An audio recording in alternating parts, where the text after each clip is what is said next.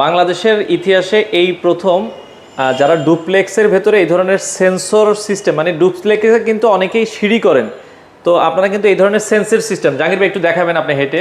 এই যে এটা কোনো সুইচ চাপা লাগবে না, সুইচ চাপা লাগবে না, এক পা দিয়ে হাঁটবেন, অটো জ্বলবে, আস্তে আস্তে জ্বলবে। দেখেন আবার 1 মিনিটের মধ্যে আবার অফ হয়ে যাবে।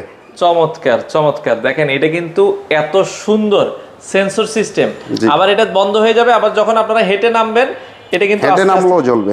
আচ্ছা, হেঁটে নামলেও কিন্তু জ্বলবে, তাই তো? আচ্ছা, খুবই চমৎকার।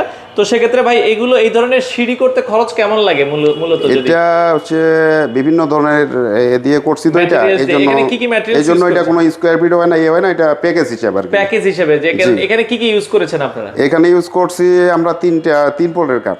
আচ্ছা আচ্ছা আচ্ছা, কি কাঠ? ওক কাঠ, বিচ কাঠ, তারপর সেগুন কাঠ। সেগুন কাঠ।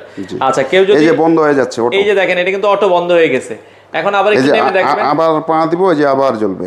আচ্ছা, এটা মাত্র বন্ধ হয়েছে, তো সেক্ষেত্রে এই যে আবার কিন্তু জ্বলা শুরু হয়েছে, দেখেন। হ্যাঁ, খুবই চমৎকার। এটা একবারে নিচ পর্যন্ত কিন্তু দেখেন জ্বললো।